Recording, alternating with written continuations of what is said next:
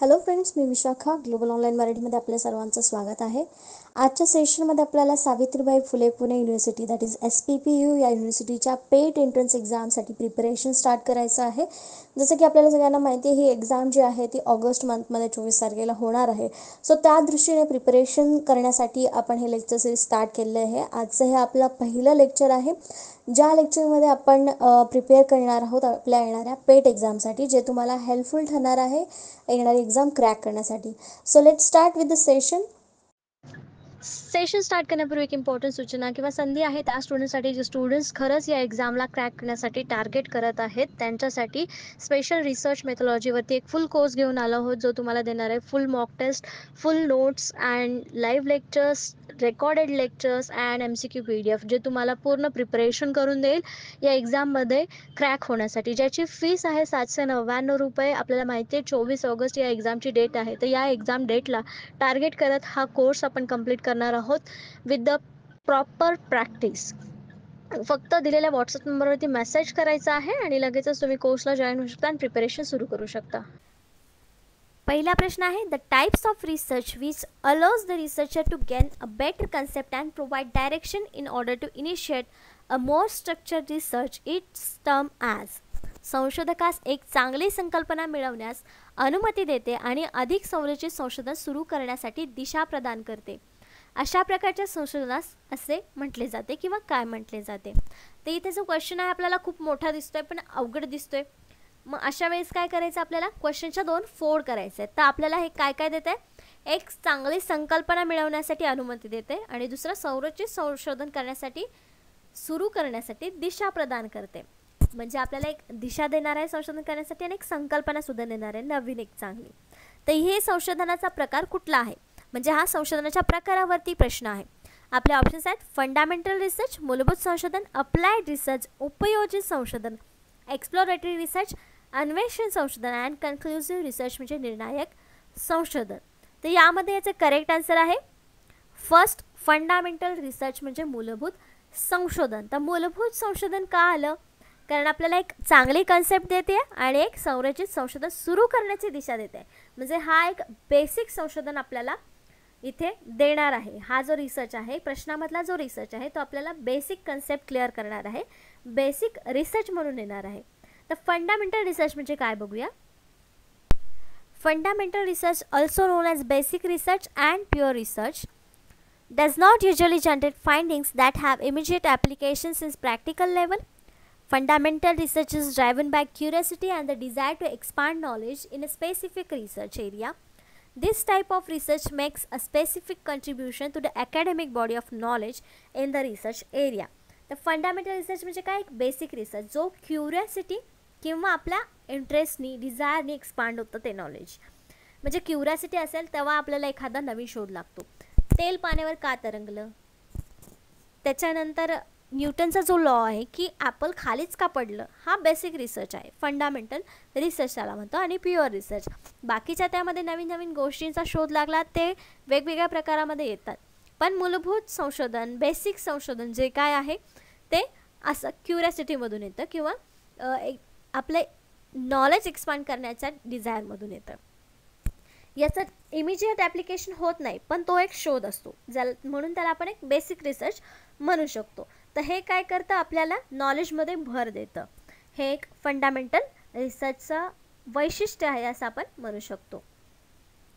तर आपली fundamental रिसर्चची concept clear झाली असेल. Next question, the sampling techniques under which population is divided into mutually exclusive groups and the researchers drawn sample is called. नमुना तंत्र, ज्याच्या अंतर्गत लोकसंख्या परस्पर विशेष गटामध्ये विभागली गेली आहे आणि संशोधक नमुना काढतो आहे. तर जेव्हा आपल्याला सॅम्पलिंग मेथड्स किंवा सॅम्पल निवडायचे असतात तेव्हा आपण एका पॉप्युलेशनमधून ते निवडत असतो. मग त्याच्यावरून वेगवेगळे प्रकार पडलेले आहेत, जे स्ट्रॅटिफाईड sampling, cluster sampling, snowball sampling आणि कोटा सॅम्पलिंग.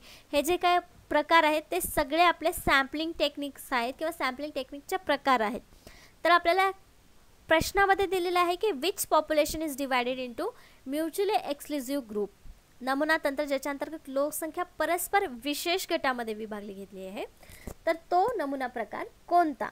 आपले ऑप्शन्स आहेत stratified sampling, cluster sampling, snowball sampling and quota sampling.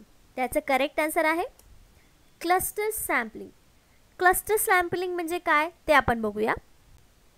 What is cluster sampling? Cluster sampling is a probability sampling techniques where the researchers divide the population into multiple groups, that is cluster for research. तर आपल्याला माहिती आहे probability आणि non probability प्रकार आहेत जे आपल्याला sampling निवडण्यासाठी मदत करतात किंवा सॅम्पलिंगसाठी हे दोन प्रकार आहेत. आणि प्रोबॅबिलिटी सॅम्पलिंगमधला एक प्रकार आहे ज्याला आपण क्लस्टर सॅम्पलिंग म्हणतो. तर त्याच्यामध्ये आपण काय करतो, आपले सॅम्पल्स निवडण्यासाठी टेक्निक्समध्ये पॉप्युलेशन मल्टिपल ग्रुप्समध्ये डिवाइड करतो, वेगवेगळे ग्रुप्स तयार करतो ज्याला आपण क्लस्टर्स असं म्हणतो. Researchers then select random groups with a simple random or the systematic random sampling techniques for the data collection and data analysis. तर डेटा विश्लेषण करण्यासाठी किंवा समजून घेण्यासाठी त्यातली टेक्निक यूज करण्यासाठी जेव्हा आपण वेगवेगळे ग्रुप सिलेक्ट करतो किंवा बनवतो त्यातले रँडम ग्रुप किंवा सगळेच एका पाठोपाठ एक सोडून एक असे जे रँडम सॅम्पलिंग्स घेतो आपल्याला हवे ते अभ्यास करण्यासाठी किंवा डेटा कलेक्शनचं ॲनालिसिस करण्यासाठी, त्यातून मग आपण निवडतो. ते क्लस्टर सॅम्पलिंग म्हणजे काय तर मल्टिपल ग्रुप्स बनवणं आणि नंतर मग त्यातून आपण रँडम ग्रुप्स कुठले पण सॅम्पल म्हणून निवडू शकतो. Example, researchers want to conduct a study to जज the performance of sophomores in business education across the US. It is impossible to conduct a research study that involves the students in every university. Instead, by using cluster sampling, the researchers can club the universities from each city into the one cluster. तर इथे example काय दिलेलं आहे आपल्याला की US जे education आहे त्याच्यावरती जर आपल्याला किंवा त्यातल्या युनिव्हर्सिटीमध्ये जे स्टुडंट्स अभ्यास करत आहेत त्यांच्यावरती अभ्यास करायचा आहे. मग हे आपल्याला शक्य आहे का तिथल्या सगळ्याच युनिव्हर्सिटीच्या स्टुडंट्सचा डेटा गोळा करणं? नाही. मग आपण तिथे क्लस्टर सॅम्पलिंग करणार, वेगवेगळ्या युनिव्हर्सिटीमधले थोडे स्टुडंट्सचा अभ्यास करणार आणि त्याला मग आपण एकत्र क्लब करून जो काही आपला निष्कर्ष असेल, रिझल्ट असेल प्रत्येक युनिव्हर्सिटीमधून तो एक क्लस्टर निवडून त्याच्यातून सॅम्पल म्हणून निवडून जो काही निष्कर्ष निघणार आहे तो आपला रिसर्च कन्क्लुजन असणार आहे किंवा रिसर्चचा रिझल्ट असणार आहे. अशा प्रकारे हे क्लस्टर सॅम्पलिंग आपण यूज करत असतो. Next, third question, a logic which includes drawing, culmination, inference from a given list of certain facts is. एखादा तर्क ज्यामध्ये रेखाटण्यातील कळस विशिष्ट तथ्य दिलेल्या सूचीमधून अनुमान समाविष्ट केले गेले आहे. तर ते कशा प्रकारचं रिझनिंग असणार आहे किंवा ते कशा प्रकारचं फॅक्ट असणार आहे, ड्रॉइंग कशा प्रकारचं असणार आहे, ते लॉजिक कसं असणार आहे. ऑप्शन्स आहेत deductive reasoning, inductive reasoning, abductive reasoning and critical thinking. यापैकी याचं करेक्ट आन्सर असणार आहे डिडक्टिव्ह रिझनिंग. तर आपल्याला डिडक्टिव्ह रिझनिंग म्हणजे काय आहे ते समजून घ्यायचं. आपलं करेक्ट आन्सर इथं का आलं ते पण बघून घेऊया. Deductive reasoning conclusion guaranteed. इथे कन्क्लुजन आपल्याला पक्कं मिळतं जेव्हा डिडक्टिव्ह रिझनिंग असतं तेव्हा. Deductive reasoning start with a certain of general rules and proceed from there to a guaranteed specific conclusion. Deductive reasoning moves from the general rule to the specific application. तर इथे आपल्याला एक line मिळाली आहे म्हणजे त्याच्यातच आपला आन्सर आहे की जनरल रूलपासून ते एक स्पेसिफिक ॲप्लिकेशनपर्यंत पोचतात डिडक्टिव्ह रिझनिंगमध्ये. मग आपल्याला तिथे काय सांगितलं होतं की स्पेसिफिक फॅक्ट्स आहेत भरपूर, त्यातून एक कन्क्लुजन किंवा काय आहे ते आपल्याला एक ड्रॉन करायचं आहे, काढायचं आहे, म्हणजे स्पेसिफिक ॲप्लिकेशनसाठी काढायचं आहे. मग ते कशा प्रकारचं लॉजिक असणार आहे ते डिडक्टिव्ह प्रकारचं रिझनिंग असणार आहे. म्हणून आपलं करेक्ट आन्सर तिथे काय आलं होतं deductive reasoning. In deductive reasoning if the original assertion are true then conclusion must also be true. तर जे फॅक्ट्स दिलेले आहेत त्याचे कन्क्लुजनसुद्धा ट्रू असणार आहे. फॅक्ट्स नेहमी खरे असतात आपल्याला माहिती आहे, म्हणून इथे कन्क्लुजन देखील कसं येणार आहे ट्रू येणार आहे. म्हणून आपलं त्याचं करेक्ट आन्सर जे आलं होतं ते डिडक्टिव्ह रिझनिंग आलं होतं. मग आता आपण इंडक्टिव्ह रिझनिंग पण बघून घेऊया सोबतच. डिडक्टिव्ह रिझनिंगमध्ये कन्क्लुजन गॅरंटीड असतं, इंडक्टिव्ह रिझनिंगमध्ये कन्क्लुजन मेअरली लाईकली असतात. Inductive reasoning begins with observation that is specific to limited scope. स्पेसिफिकमधून एका लिमिटेड स्कोपमध्ये इंडक्टिव्ह रिझनिंग येतं. And proceed to generalize conclusion that is likely but not certain in light of accumulated evidence. You should say that inductive reasoning moves from specific to general. तर याच्यामध्ये काय आहे, वरती आपण बघितलं की जनरलपासून स्पेसिफिक ॲप्लिकेशनमध्ये येतं डिडक्टिव्ह रिझनिंग आणि इंडक्टिव्ह रिझनिंगमध्ये स्पेसिफिक टू जनरल येतं. हा दोन्हीतला फरक जरी आपल्याला समजला तरी आपण कुठला डिडक्टिव्ह रिझनिंग आहे आणि कुठला इंडक्टिव्ह रिझनिंग आहे हे सहज करेक्ट आन्सर देऊ शकतो. त्याच्यानंतर आहे abductive reasoning, taking your test best shot, conclusion guaranteed, conclusion mere likely and taking your best shot. आता या दोन्हीपैकी आपल्याला एक बेस्ट शॉट घ्यायचा आहे, तेव्हा हे रिझनिंग आपण वापरतो. Abductive reasoning typically begins with an incomplete set of abbreviation, proceeds to the likeliest possible explanation for the set. जे काय म्हणजे जवळपासचं जे कुठलं सेट असेल एक्सप्लेनेशन करण्यासाठी त्यासाठी आपण हे वापरतो. Abductive reasoning yields the kind of daily decision making that does its best with the information at hand, which often is incomplete. जे काही इनकम्प्लीट असतात गोष्टी किंवा ज्याच्यामध्ये डिडक्टिव्ह आहे की इंडक्टिव्ह रिझनिंग आहे हे आपल्याला समजत नाही किंवा त्यातल्या ज्या काही गोष्टी आहेत त्याच्यावरून ते क्लिअर होत नाही, तेव्हा ते अबडक्टिव्ह रिझनिंग असतं, म्हणजे टेकिंग युअर बेस्ट शॉट ज्याला आपण म्हणू शकतो. तर अशा प्रकारचे आहेत 3 कन्सेप्ट आपण क्लिअर केलेले आहेत. नेक्स्ट क्वेश्चनमध्ये किंवा MCQमध्ये कुठे जरी आपण डिडक्टिव्ह इंडक्टिव्ह रिझनिंग वापरला तरी आपण त्याचं एक्सप्लेनेशन अशाच प्रकारे देऊ शकतो. Next 4th question, research studies which determine the frequency with which something occurs or its causal association with something else is called. त्याला काय म्हणतात? रिसर्च अभ्यासामध्ये जे काही घडते त्याची वारंवारिता किंवा इतर कशाशी त्याची सहकार्य करतो त्याला काय म्हणतात? म्हणजे आकडेवारी जी आहे आपली वारंवारिता जी आहे ती कशासोबत तरी कॅल्क्युलेट होते किंवा असिस्टेट होते, तर त्याला आपण काय म्हणू शकतो किंवा त्याचा अभ्यास करणे याला काय म्हणू शकतो? आपले ऑप्शन्स आहेत formulative research, descriptive research, diagnostic research, experimental research. तर आपण याचं करेक्ट आन्सर शोधायचं आहे, पण आपण सुरुवातीला जाणून घेऊया की फ्रिक्वेन्सी काढतो किंवा कॅज्युअल असोसिएशन करतो, काहीतरी सहकार्य असेल ते काढतो, तर ते काय करतो? म्हणजे टाईप्स आहेत रिसर्चचे, त्याच्यामध्ये नेमकं कुठला टाईप असणार आहे? ऑफकोर्स फ्रिक्वेन्सी काढतो म्हणजे तिथे काहीतरी आपण निदान काढण्यासाठी किंवा काहीतरी शोध घेण्यासाठी ते करत असतो, कॅल्क्युलेशन्स करत असतो. मग तो फॉर्म्युलेटिव्ह रिसर्च असेल का? नाही. नवीन काहीतरी फॉर्म होते का त्याच्यामध्ये? नाही. डिस्क्रिप्टिव्ह रिसर्च म्हणजे फक्त आपण डिस्क्रिप्शन करणार आहोत का? जे आपण ऑब्झर्व केलेलं आहे त्याचं डिस्क्रिप्शन तिथे येणार आहे का? नाही. डायग्नोस्टिक रिसर्च बरोबर, फ्रिक्वेन्सी जिथे आहे तिथे आपण कॅल्क्युलेशन्स करून जे काही करेक्ट आन्सर असणार आहे ते आपण काढणार आहे. तिथे आपण एक्सपेरिमेंट करणार नाही, जे ऑलरेडी तिथे प्रेझेंट आहे त्याच्यावरती आपण रिसर्च करणार आहोत आणि त्याच्यावरती आपण निदान करणार आहोत, म्हणजेच डायग्नोस्टिक्स करणार आहोत. म्हणून आपल्या याचं करेक्ट आन्सर काय असणार आहे? 3 डायग्नोस्टिक्स रिसर्च, निदान संशोधन. तर इथे आपण काय आपलं करेक्ट आन्सर? तर 3. तर it refers to knowing, diagnostics म्हणजे नेहमी काय? इट रेफर्स टू नोविंग म्हणजे माहिती असणं about the health of client. जे काही आपले क्लायंट्स त्याच्या हेल्थबद्दल माहिती असतं, म्हणजे आपला जो काही रिसर्च आहे त्याच्याबद्दल किंवा त्याची माहिती कितपत चांगली आहे त्याच्याबद्दल आपल्याला माहिती असणं. Typically diagnostic research focuses on estimating the sensitivity and specificity of individual diagnostics test. प्रत्येक गोष्ट जी आहे म्हणजे एखादा रिसर्च आपण स्पेसिफिक घेतलेला आहे त्याच्यासाठी ही टेस्ट आपण म्हणून रिसर्च म्हणू शकतो. डायग्नोस्टिक टेस्ट ज्या असतात स्पेसिफिक म्हणजे जे स्टॅटिस्टिक्समध्ये आपण आकडेवारी वापरतो तर यासाठी आपण वापरू शकतो स्पेसिफिक रिसर्चसाठी.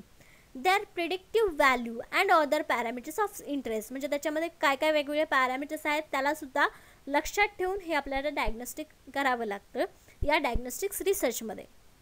सच as likelihood ratios, ROC curves, test reality, ह्या ज्या गोष्टी आहेत त्या डायग्नोस्टिक्स टेस्टमध्ये किंवा डायग्नोस्टिक्स रिसर्चमध्ये येतात.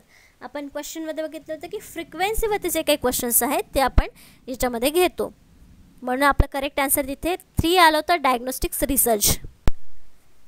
नेक्स्ट क्वेश्चन आहे 5th, the different conditions that prevail in a research study under which experimental and control groups are put are called. ज्या संशोधन व अभ्यासाच्या अंतर्गत प्रयोगात्मक आणि नियंत्रित गट ठेवले आहेत अशा विविध परिस्थितींना काय म्हणतात? तर एक गोष्ट इथे क्लिअर करायची की एक्सपेरिमेंटल रिसर्चमध्ये आपल्याला कंट्रोल ग्रुप्सवरती अभ्यास करावा लागतो. व्हेरिएबल्स जे असतात ते कंट्रोल्स असतात, कधी कधी नसतात, पण कंट्रोल ग्रुप्सवरतीच आपण एक्सपेरिमेंटल रिसर्च करू शकतो. मग यामध्ये असं विचारलं आहे की जे संशोधन आपण करतो म्हणजे एक्सपेरिमेंटल रिसर्चमध्ये जे संशोधन करतो त्याच्यामध्ये आपण नियंत्रित गट ठेवलेले असतात, तर त्या नियंत्रित ठेवण्याच्या गटांच्या परिस्थितीला आपण काय म्हणतो? ऑप्शन्स आहेत ट्रीटमेंट, इन्व्हेस्टिगेशन, ब्ल्यूप्रिंट्स, ॲनालिसिस. ॲनालिसिस म्हणू शकतो का आपण जिथे प्रयोग करतोय तिथे आपण ॲनालिसिस डायरेक्ट विश्लेषण त्या गटांना म्हणू शकतो का? नाही. ब्ल्यूप्रिंट रूपरेषा म्हणू शकतो का नियंत्रित गट असतात त्या परिस्थितीला? अजिबात नाही. ब्ल्यूप्रिंट म्हणजे आपण जे काही बनवणार आहोत त्याचा एक आराखडा असं म्हणू शकतो ब्ल्यूप्रिंटला आपण. इन्व्हेस्टिगेशन तपासणी, नियंत्रित गट तयार केल्यानंतरची जी प्रोसेस आहे ती आहे इन्व्हेस्टिगेशन. पण जी गट आपण निवडतो त्या परिस्थितीला आपण ट्रीटमेंट म्हणतो. म्हणून आपलं करेक्ट आन्सर इथे आहे first, treatment. In experiments a treatment is something the researchers administrate to experiment units. म्हणजे जे काही युनिट्स आहेत त्याच्यावरती ॲडमिनिस्ट्रेट करणं म्हणजे त्याच्यावर लक्ष देणं, त्याच्यावर नियंत्रण करण्याचं काम हे या प्रोसेसला आपण ट्रीटमेंट असं म्हणतो एक्सपेरिमेंटल रिसर्चमध्ये. हे आपल्याला लक्षात ठेवायचं आहे की एक्सपेरिमेंटल रिसर्चमध्ये कंट्रोल ग्रुपच्या परिस्थितींना किंवा जो काही ॲडमिनिस्ट्रेशन करायचं आहे त्या सगळ्या प्रोसेसला आपण ट्रीटमेंट असं म्हणतो. नेक्स्ट क्वेश्चन आहे 6th question. The term is used in experimental research to reflect the restrain in the experimental condition. हा शब्द प्रयोगात्मक संशोधनात प्रयोगात्मक परिस्थितीत संयम दर्शवण्यासाठी वापरला जातो. तर संयम म्हटल्यानंतरच आपल्याला इथं करेक्ट आन्सर क्लिक व्हायला पाहिजे. पण एक्सपेरिमेंटल रिसर्चमध्ये एक्सपेरिमेंटल कंडिशन्स यूज करण्यासाठी किंवा कंट्रोल करण्यासाठी कुठल्या गोष्टी वापरतात? संयम दर्शवण्यासाठी कुठल्या गोष्टी वापरतात? आपले ऑप्शन्स आहेत व्हॅल्यू, अल्टरनेटिव्ह, नॉवेल्टी आणि कंट्रोल. तर संयम दर्शवण्यासाठी एकच गोष्ट आपण इथे सांगू शकतो म्हणून त्याचं करेक्ट आन्सर आहे 4, कंट्रोल, नियंत्रण.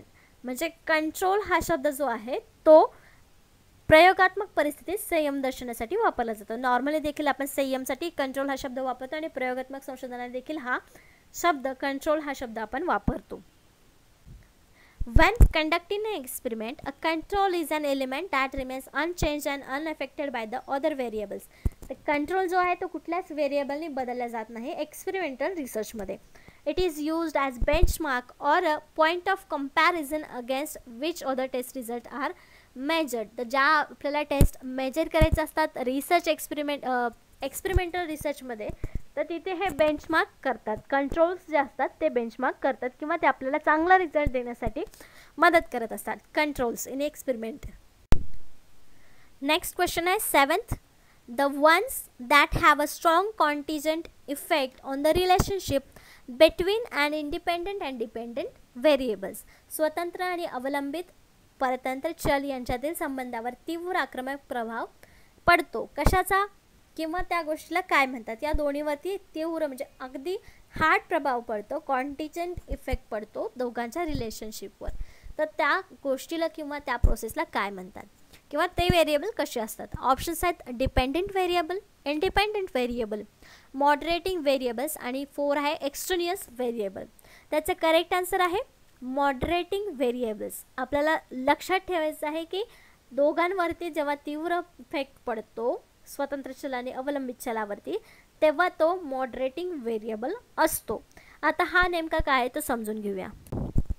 A variable in research simply refers to the person, place, thing or the phenomenon that you are trying to measure in some way. The best way to understand the difference between dependent and independent variable is that the meaning of each and implies by the what the words tell us about the variables are the using. The variables म्हणजे काय आहे? तर एखादा person जे आपण research करतो त्याच्यामध्ये आपण एखादा पर्सन, प्लेस किंवा गोष्ट जी असते तर त्या गोष्टीला आपण ॲज अ व्हेरिएबल म्हणून वापरतो. मग त्या व्हेरिएबलमध्ये एक व्हेरिएबल आहे, 2 व्हेरिएबल आहेत, डिपेंडंट व्हेरिएबल आहेत की इंडिपेंडंट व्हेरिएबल आहे ते आपण सर्च करत असतो आणि ते आपल्या रिसर्चमध्ये इम्प्लाय करत असतो. तर त्याला आपण व्हेरिएबल्स असं म्हणतो. तर मॉडरेटिंग व्हेरिएबल्स काय असतात तर दोन्हीवरती देखील इफेक्ट करत असतात. इंडिपेंडंट व्हेरिएबल आणि डिपेंडंट व्हेरिएबलवरती दोघांवरती परिणाम करतात असे ते मॉडरेटिंग व्हेरिएबल्स असतात. नेक्स्ट क्वेश्चन आहे 8. A statement about the magnitude, trend or behaviour of the population under study is called. अभ्यासानुसार लोकसंख्येचे परिणाम, प्रवृत्ती किंवा वर्तन याबद्दलचे विधान याला काय म्हटलं जातं? तर हा जो प्रश्न आहे तो हायपोथेसिसवरती आहे. हायपोथेसिसचे वेगवेगळे प्रकार आहेत ते देखील आपण बघणार आहोत पुढे जाऊन. पण या प्रश्नामध्ये आपल्याला जे आन्सर मिळणार आहे ते हायपोथेसिस म्हणजे काय नेमकं समजून घेऊया. तर हायपोथेसिस म्हणजे आपण एक गोष्ट अझ्युम करतो, कुठलीही रिसर्च करताना एक गोष्ट अझ्युम करतो की याचा परिणाम असा असावा, आणि त्यानंतर आपल्याला कन्क्लुजन काढून मग ते हायपोथेसिस करेक्ट होतं की चुकीचं होतं, ते कसं करेक्ट होतं, ते कसं करेक्ट नाही, हे आपल्याला कन्क्लुजनमध्ये पटवून द्यावं लागतं. तर इथे एक आपल्याला कंडिशन दिलेलं आहे की अभ्यासानुसार लोकसंख्येचा परिणाम, प्रवृत्ती किंवा वर्तन या पद्धतीचं विधान जे आहे ते हायपोथेसिस कशा प्रकारचं आहे. आपले ऑप्शन्स आहेत नल हायपोथेसिस, शून्य गृहीतक, अल्टरनेटिव्ह हायपोथेसिस, वैकल्पिक गृहीतक, डिस्क्रिप्टिव्ह हायपोथेसिस, वर्णनात्मक गृहीतक, रिलेशनल हायपोथेसिस म्हणजे संबंधित गृहीतक. त्याचं करेक्ट आन्सर आहे डिस्क्रिप्टिव्ह हायपोथेसिस, वर्णनात्मक गृहीतक. का तर यामध्ये लोकसंख्येविषयी आपल्याला वर्णन करायचं आहे, परिणाम सांगायचे आहेत, प्रवृत्ती सांगायची, म्हणजे नेमकं काय करायचं आहे आपल्याला, तर वर्णन करायचं आहे, डिस्क्रिप्शन करायचं आहे. म्हणून हे कसं असणार आहे, डिस्क्रिप्टिव्ह हायपोथेसिस असणार आहे. तिथे आपल्याला डिस्क्रिप्टिव्ह हायपोथेसिसचा प्रकार सांगता येणार आहे. तर ऑप्शन्समध्ये आपण जे हायपोथेसिसचे प्रकार बघितले ते समजून घेऊया.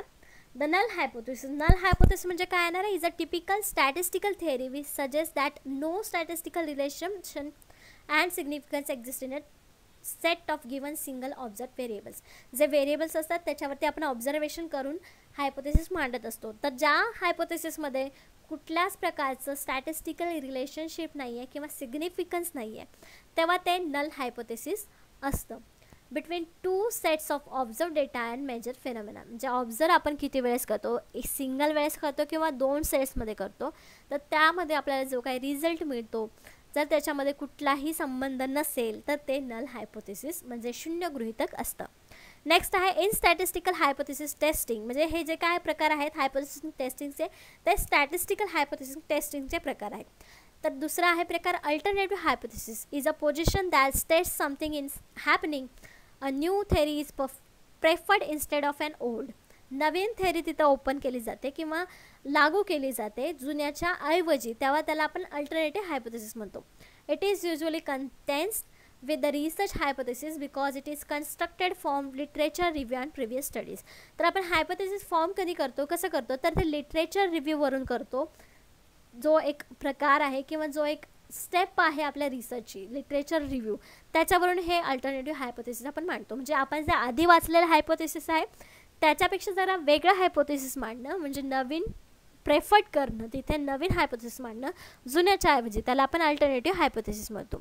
डिस्क्रिप्टिव्ह हायपोथेसिस जे आपला करेक्ट आन्सर होतं आपल्या क्वेश्चनचं, तर काय आहे, is a statement about existence size from the distribution of variables. तर साईज, फॉर्म हे जे काय आपण मांडणार आहोत डिस्क्रिप्टिव्ह हायपोथेसिसमध्ये येतात कुठल्याही प्रकारचं रिसर्चमध्ये. आता इथे आपल्याला काय सांगितलं होतं की लोकसंख्येचा परिणाम, हे सगळं इथे आपल्याला लिहायचं आहे डिस्क्रिप्टिव्ह, म्हणून ते डिस्क्रिप्टिव्हमध्ये आलं होतं. इथे आपल्याला काय काय सांगितलं, डिस्क्रिप्टिव्ह हायपोथेसिसमध्ये काय काय येऊ शकतं, साईज, फॉर्म येऊ शकतं किंवा डिस्ट्रीब्युशन येऊ शकतं व्हेरिएबल्सचं, म्हणून हे डिस्क्रिप्शन हायपोथेसिस आहे. Researchers often use a research question rather than descriptive hypothesis. Research question विचारतात आपण डिस्क्रिप्टिव्ह हायपोथेसिस ऐवजी. Descriptive hypothesis are useful for testing statistical significance. हे कशासाठी यूज करतात, तर स्टॅटिस्टिकल सिग्निफिकन्स यूज करण्यासाठी होतात, आणि त्याच्यामध्ये कुठला संबंध आला नाही तर ते कुठलं हायपोथेसिस असतं, नल हायपोथेसिस असतं. नेक्स्ट आहे relational hypothesis is a one that suggest variables are related in some way. म्हणजे याच्यामध्ये दोन्ही व्हेरिएबल्समध्ये काहीतरी संबंध आहे, म्हणजे ते रिलेशनल हायपोथेसिस आहे. A casual hypothesis is a one that suggest that a cause and effect. Experimental रिसर्चमध्ये कॉज अँड इफेक्टचा अभ्यास करतो, तर इथे जे आपलं कॅज्युअल हायपोथेसिस आहे ते काय सजेस्ट करतं, कॉज आणि इफेक्ट आपल्याला सांगत असतं. रिलेशनशिप एक्झिस्ट बिटवीन व्हेरिएबल्स, म्हणजे तिथे काहीतरी रिलेशन व्हेरिएबल्समध्ये असतं. नल हायपोथेसिसमध्ये दोन्हीमध्ये काहीही संबंध नसतो, आणि रिलेशनल हायपोथेसिसमध्ये दोघांमध्ये काहीतरी संबंध असतो. An example of relational hypothesis is that significant relationship exists between smoking and obesity. उदाहरणार्थ काय दिलेलं आहे की त्यांनी स्मोकिंग आणि ओबेसिटी या दोन्हीमध्ये काहीतरी रिलेशन आहे, म्हणजे ते एक रिलेशनल हायपोथेसिस आहे असं आपण म्हणू शकतो. हे एक्झाम्पल त्यांनी आपल्याला दिलेलं आहे. नेक्स्ट क्वेश्चन आहे 9th. Which principle advocates the simultaneous or the sequential use of qualitative and quantitative method of investigation. तपासणीचे गुणात्मक आणि परिणात्मक पद्धती एकाच वेळी किंवा अनुक्रमिक वापराचे तत्व समर्थन करते. तर इथं एक तत्व आहे ज्यामध्ये क्वालिटेटिव्ह आणि क्वांटिटेटिव्ह दोन्ही मेथडचा वापर आपण करतो रिसर्चमध्ये. तर ते तत्व काय आहे हे आपल्याला सांगायचं आहे. आपल्याला माहिती आहे रिसर्चमध्ये हे दोन प्रकार आहे, क्वालिटेटिव्ह अँड क्वांटिटेटिव्ह मेथड्स. तर त्यामध्ये हे दोन्हीचाही वापर केला जातो. काही रिसर्चमध्ये दोन्हीही वापरले जातात. तर त्याचं तत्व काय आहे किंवा कुठल्या तत्वाचं समर्थन करते? ऑप्शन्स आहेत principle triangulation, principle of validity, principle of research design, principle of testing, चाचणीचं तत्व. तर याचं करेक्ट आन्सर आहे फर्स्ट प्रिन्सिपल ऑफ ट्रँग्युलेशन, त्रिकोणाचे तत्व. तर त्रिकोणाचं तत्व नेमकं काय आपण समजून घेऊया.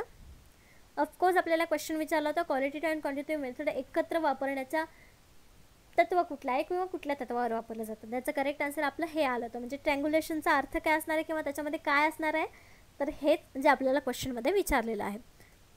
Triangulation refers to the use of multiple methods and data sources in qualitative research to develop a comprehensive understanding of phenomena. तर इथे काय सांगितलेलं आहे, या प्रकारच्या तत्वामध्ये तुम्ही मल्टिपल मेथड्स यूज करू शकता. डेटा सोर्स असू दे किंवा कुठल्याही क्वालिटेटिव्ह रिसर्च असू दे, पण त्याच्यामध्ये तुम्ही वेगवेगळ्या प्रकारच्या मेथड्स एका वेळी वापरू शकता. म्हणून ह्याला ट्रँग्युलेशन प्रिन्सिपल असं आपण म्हणू शकतो. Triangulation also has been viewed as a qualitative research strategy. जसं सांगितलं क्वालिटेटिव्ह आहे, तसेच हे क्वालिटेटिव्ह रिसर्च स्ट्रॅटेजीमध्ये टेस्ट व्हॅलिडिटी करण्यासाठी देखील बेस्ट आहे किंवा व्ह्यू करण्यासाठी वापरलं जातं. Validity through the coverage of information and different sources. वेगवेगळ्या सोर्सेसमधून आपल्याला माहिती मिळवण्यासाठी या प्रकारचं रिसर्च वापरलं जातं किंवा या प्रकारचं तत्व वापरलं जातं. म्हणजे कसं आपल्याला याच्यामध्ये आकडेवारीसुद्धा मिळते आणि डिस्क्रिप्टिव्ह आन्सर्ससुद्धा ह्याच्यामध्ये मिळू शकतात या प्रकारच्या तत्वामध्ये. नेक्स्ट क्वेश्चन आहे a survey which is conducted on different sample groups at different time intervals is called. वेगवेगळ्या वेळोवेळी घेतलेल्या नमुन्यांच्या गटांवर केलेल्या सर्वेक्षणात असे म्हटले जाते. म्हणजे काय सांगितलेलं आहे की सॅम्पल ग्रुप्स घेतलेत वेगवेगळे डिफरंट टाईम इंटरव्हल्सनुसार, म्हणजे प्रत्येकाच्या वेळेनुसार किंवा वेगवेगळ्या पिरियडनुसार हे ग्रुप पाडलेला आहे. तर ती कशा प्रकारची स्टडी असेल किंवा त्या सर्वेक्षणाला काय म्हटलं जाईल. ऑप्शन्स आहेत cross sectional study, cohort study, cohort analysis, longitudinal study and time series study. तर याचं करेक्ट आन्सर असणार आहे cross sectional study. Cross sectional study आपण का म्हणतो ते बघूया, पण त्याआधी आपण एक ऑप्शन समजून घेऊया की लॉन्जिट्युडिनल स्टडी म्हणजे काय असणार आहे की एकाच काळातील पण टप्प्याटप्प्याने केलेला अभ्यास असतो. टाईम सिरीजनुसार म्हणजे वेळेनुसार केलेला अभ्यास असतो. आणि क्रॉस सेक्शनल स्टडी म्हणजे काय, तर क्रॉस सेक्शनल स्टडी म्हणजे काय, cross sectional study is conducted at a given point in a time. एक टाईम दिलेला असतो, त्या टाईम पॉईंटमध्ये आपल्याला ते कंडक्ट करायचं असतं सर्वे. पण longitudinal study requires researchers to revisit participants of the study of proper intervals. म्हणजे लॉन्जिट्युडिनल स्टडी काय असतं, सॅम्पल एकच असतो पण त्याची स्टडी आपण वेगवेगळ्या ठराविक इंटरव्हल्समध्ये करत असतो, ठराविक पिरियड्समध्ये करत असतो, एक ठरलेल्या टायमामध्ये करत असतो. तसं क्रॉस सेक्शनलमध्ये एकाच टायमामध्ये दिलेल्याच टायमामध्ये ते आपल्याला करावं लागतं. क्रॉस सेक्शनल स्टडीमध्ये डिफरंट सॅम्पल असतात, तर लॉन्जिट्युडिनल स्टडीमध्ये कंडक्टेड सॅम्पल्स सेम्स असतात. कितीही वर्ष आपण त्याच्यावर अभ्यास करत असलो तरी सॅम्पल्स ते सेम असतात. तसं क्रॉस सेक्शनलमध्ये नसतात. तर मग आपल्याला प्रश्न विचारलेला होता की वेगवेगळ्या ठिकाणी वेगवेगळ्या टाईमवरती जेव्हा रिसर्चचं सर्वेक्षण केलं जातं त्याला काय म्हणतात. मग त्याचं करेक्ट आन्सर आपल्याला क्रॉस सेक्शनल स्टडी मिळालं होतं, कारण तिथे वेगवेगळ्या गिवन टाईममध्ये दिलेलं होतं अभ्यास करण्यासाठी. म्हणून त्याचं करेक्ट आन्सर आपल्याला हे मिळालं होतं. त्याचे आपल्या रिसर्च मेथॉडॉलॉजीचे 10 क्वेश्चन्स इथेच संपलेले आहेत. म्हणजे आज आपण 10 कन्सेप्ट शिकलेलो आहोत रिसर्च मेथॉडॉलॉजीचा. नेक्स्ट लेक्चरमध्ये देखील आपल्याला 10 वेगवेगळ्या कन्सेप्ट शिकायचे आहेत प्रश्नांमधून. प्रश्न जे आहेत ते आपण वेगवेगळ्या युनिव्हर्सिटीच्या PhD एक्झाम्स, एंट्रन्स एक्झाम जे झालेले आहेत त्यातून निवडतो आहे. म्हणजे जे काही आपले क्वेश्चन्स आहेत, कन्सेप्ट्स आहेत त्या देखील क्लिअर होतील आणि आपला अभ्यासही कंप्लीट होईल आपली पेट एक्झाम क्लिअर करण्यासाठी. अशा प्रकारे आपण नेक्स्ट लेक्चरमध्ये देखील 10 क्वेश्चन्स 10 कन्सेप्टसोबत बघणार आहोत. आजच्या सेशनसाठी धन्यवाद. थँक्यू. आजच्या लेक्चरचे 10 प्रश्न आणि 10 कन्सेप्ट आपल्या इकडेच संपलेले आहेत. नेक्स्ट सेशनमध्ये आपण नवीन 10 कन्सेप्ट शिकणार आहोत, ज्या कन्सेप्ट आपल्याला रिसर्च मेथॉडॉलॉजीमध्ये मिळतात आणि आपल्याला पूर्ण सिलॅबस अशा प्रकारे कवर करायचा आहे येणाऱ्या पेट एक्झामला क्लिअर करण्यासाठी. आजच्या सेशनसाठी थँक्यू.